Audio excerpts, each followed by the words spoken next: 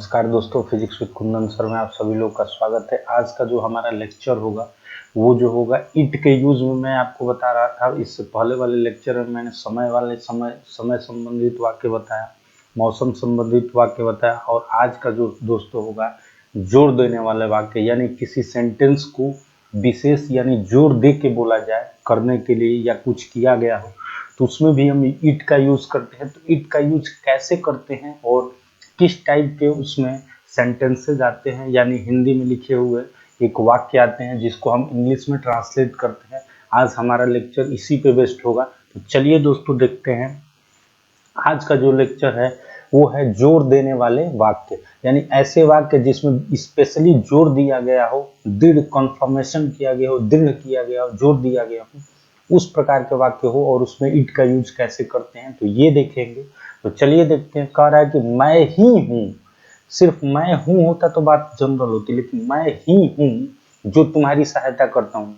यानी कहने का कॉन्सेप्ट ये है कि सिर्फ मैं ही एक अकेला हूँ जो तुम्हारी सहायता करता हूँ, बाकी कोई नहीं करता है, यानी स्पेशल मैं ही हूँ।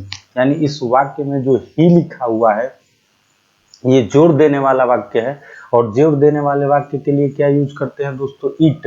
तो लिखेंगे इट इज आई। क्या लिखेंगे? It is I. It is I. ठीक है। अब देखिए इट इज आई। अब जो के लिए क्या यूज होता है दोस्तों? हु यूज होता है, विच होता है और दैट होता है। तो अगर लिविंग थिंग होगा यानी जीवित व्यक्ति होगा यानी सजीव होगा तो उसके लिए हम हु का यूज करते हैं। अगर निर्जीव कोई ऑब्जेक्ट है उसके लिए हम विच या दैट का यूज करते हैं। तो ये ध्यान रखिएगा। यहाँ पर चूंकि आई क्या है? एक लिविंग थिंग है, सजीव है, इसलिए हम क्या यूज करेंगे? हु।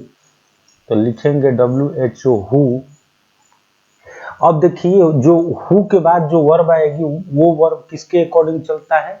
इस आई के अकॉर्डिंग चलता है। यानी ये हु के पहले जो आई है इसी के अकॉर्डिंग वर्ब भी क्या होगा? चेंज होगा।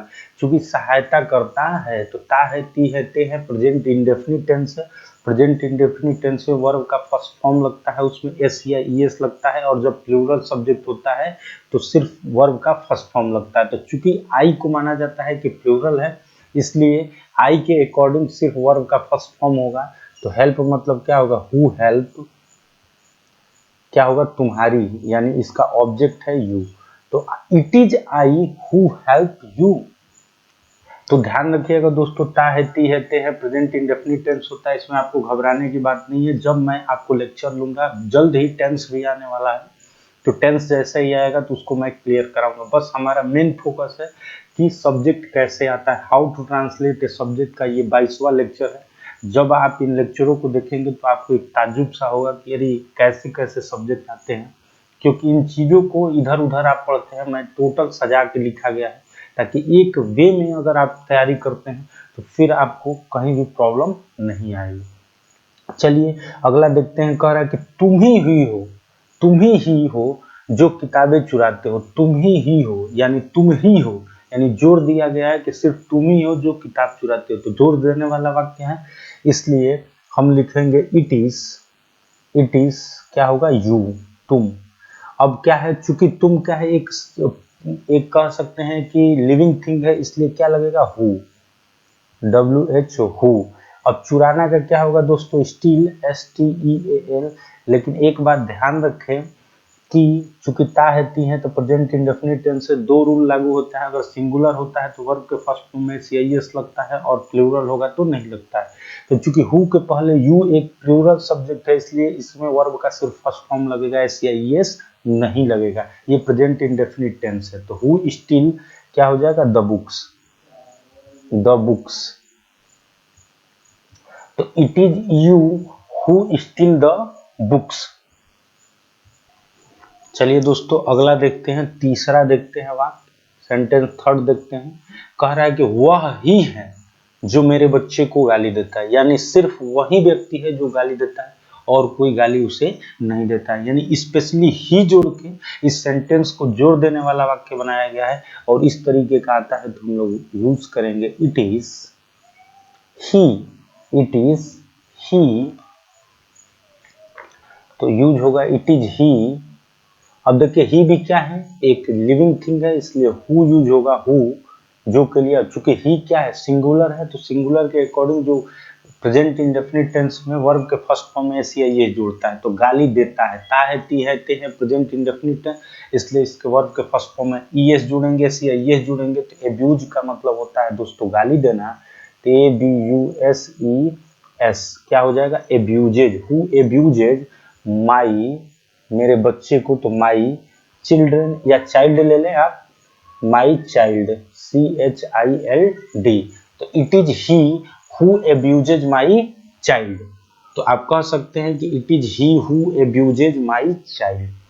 अब चलिए अगला चौथा देखते हैं, सीता ही है जो यह गाना गा सकती है, तो चूंकि यहाँ सकता है सकती है के लिए है, तो दो चीजें यूज होती हैं, या तो कैन यूज होगा या मे यूज होगा, तो कैन का यूज तब होता है जब वहां बिल्कुल दृढ़ निश्चय हो कि सिर्फ वही गाना गा सकती है, यानी गाने की कैपेसिटी हो, कैपेबिलिटी हो, और मे का यूज तब किया जाता है जब किसी सेंटेंस में सिर्फ संभावना हो, तो यहाँ पर कह रहा है कि सीता ही है जो गाना गा सकती है, तो लिखेंगे it is Sita, it is Sita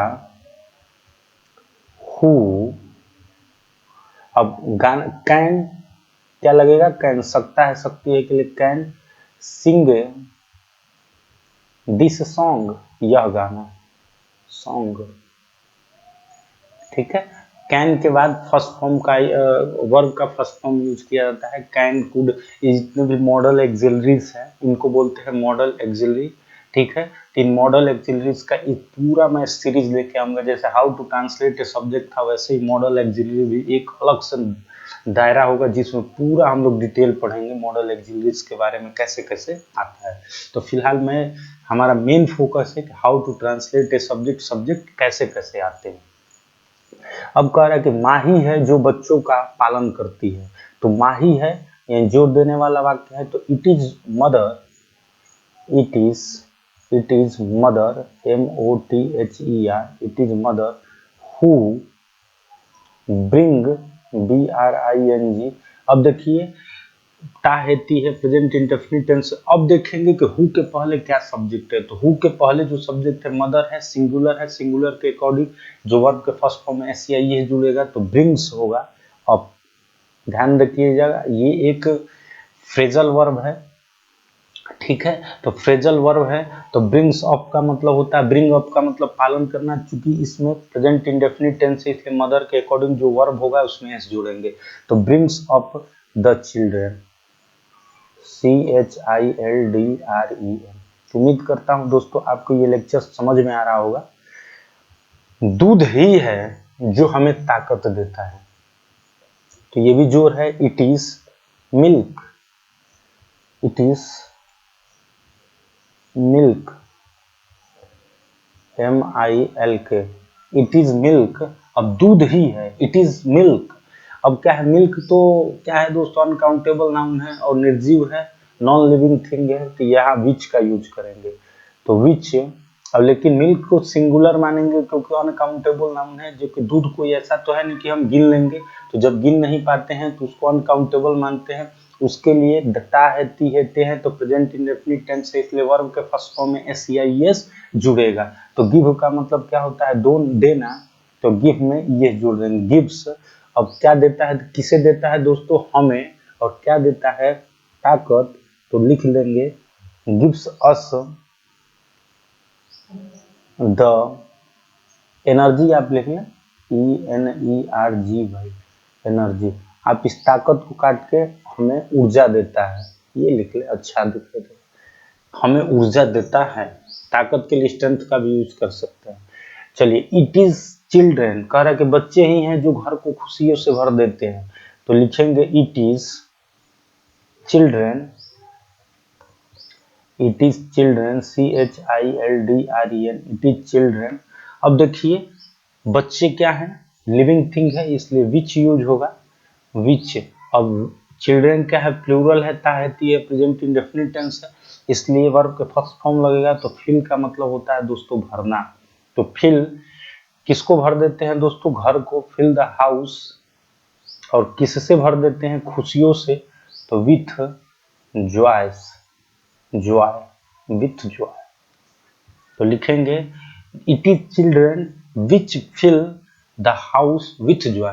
तो आपको इधर क्या हो रहा है ये कहानी नहीं समझना, बस आपको समझना है इट का प्रयोग कैसे होता है। बाकी चीजों को मैं टेंस लूंगा तो ये समझ में आने लगेगा। किताबें ही हैं जो हमें ज्ञान देती है, तो लिखेंगे it is books, BOOKS, it is books.